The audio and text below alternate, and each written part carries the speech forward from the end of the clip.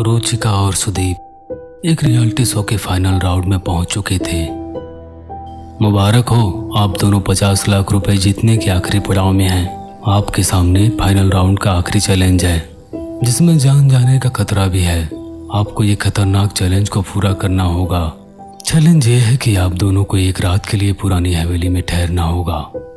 लोगों का मानना है कि पुरानी हवेली श्रापित है, इसमें मंजुलिका नाम की खतरनाक आत्मा रहती है। क्या आप दोनों तैयार हैं इस पुरानी हवेली में जाने के लिए? रुचिका और सुदीप के सामने 50 लाख की बात थी, तो दोनों ये रिस्क लेने के लिए तैयार हो गए। एक वैन दोनों को पुरानी हवेली के मेन गेट तक छोड़कर चली गई। दोनों ने गौर से पुरानी हवेली को देखा। चांदनी रात के अंधेरे में पुरानी हवेली बहुत ही डरावना लग रहा था। सुदीप ने हवेली के दरवाजे को धक्का दिया।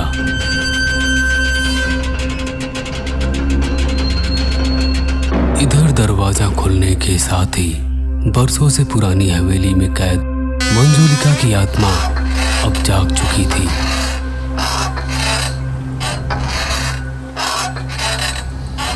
अब धीरे धीरे दोनों पुरानी हवेली के अंदर प्रवेश करते हैं। वो दोनों एक कमरे में पहुंचे, देखा वहां कई फोटो फ्रेम टंगे हुए थे।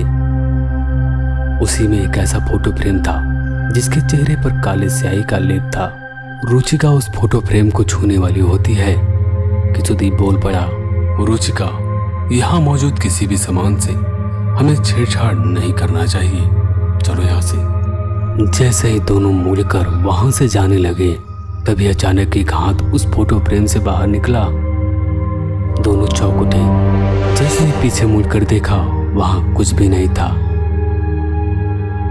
उन्हें लगा ये कोई भ्रम था। यही सोचकर वो दोनों एक कमरे में सोने के लिए चले गए।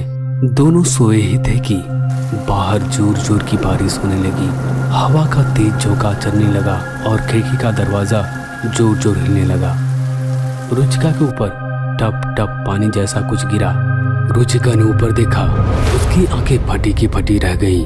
रुचिका अब चीखना चाहती थी, पर उसके गले से आवाज बाहर नहीं निकल रही थी, क्योंकि ऊपर एक भयानक दिखने वाली शैतान जैसी औरत उसे घूरी जा रही थी। अचानक उसने छत से रुचिका के ऊपर छलांग लगा दी। रुचिका चीखते हुए नींद से जाग उठी और साथ ही साथ सुदीप भी उसकी आवाज को सुनकर जाग गया। क्या हुआ रुचिका?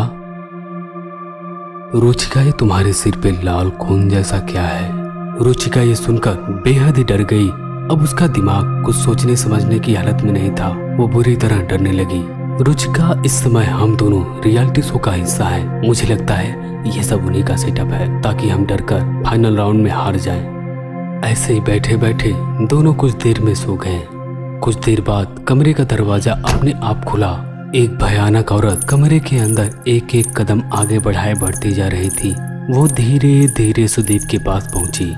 उसके पायल की छन छन की आवाज को सुनकर सुदीप की आंख खुली। उसने कमरे में इधर उधर देखा तो उसे कोई औरत नहीं दिखी, पर सबसे चौंकाने वाली बात यह थी कि रुचिका कमरे में नहीं थी। सुदीप की आंखें बड़ी बड़ी हो गईं। वो सोच में पड़ गया, आखिरकार रुचिका गई तो गई कहाँ?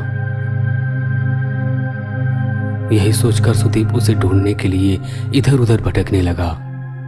सुदीप जैसे ही हवेली के एक कमरे से गुजरा, उसके कानों में किसी के गाने की आवाज आई।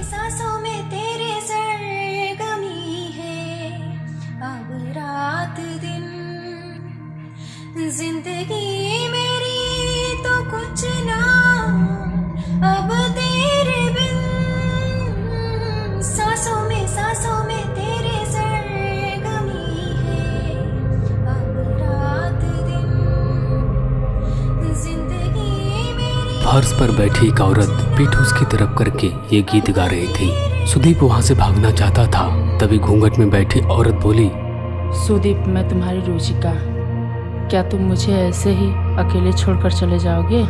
वो सचमुच रुचिका ही थी। रुचिका, तुमने क्या हाल बना लिया है और ये कैसे कपड़े बने हुए हैं? सुदीप और रुचिका कमरे में आए। रुचिका बेड पर बैठी थी, तभी दरवाजे पर किसी के खटखटाने की आवाज आने लगी। सुदीप अब बेहद ही चौंक उठा। आखिरकार ये दरवाजे पर कौन हो सकता है? मैं और रुचिका तो कमरे में हैं। सुदीप हैरान सा कुछ समझ नहीं पा रहा था। क्या करे? इधर दरवाजे पर खटखट की आवाज बढ़ती जा रही थी। अब सुदीप हिम्मत करके दरवाजे के पास पहुंचा। उसने अपने कांपते हाथों को हैंडल पर रखा और धीरे से दरवाजा खोला। सामने का नज़ारा देख जैसे सुदीप का खून सूख गया, क्योंकि दरवाजे पर रुचिका खून से लटपट खड़ी थी। सुदीप अब समझ नहीं पा रहा था इसमें से कौन रुचिका है। तभी पीछे से मंजुलिका हवा में उड़ती हुई दिखी।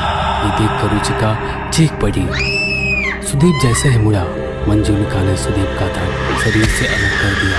रुचिका अपनी जान बचाना चाहती थी, पर मंजुलिका ने उसे भी जान से मार दिया। ऐसे ही खौफनाक डरावनी कहानियां देखने के लिए हमारे चैनल को सब्सक्राइब करना ना भूलें।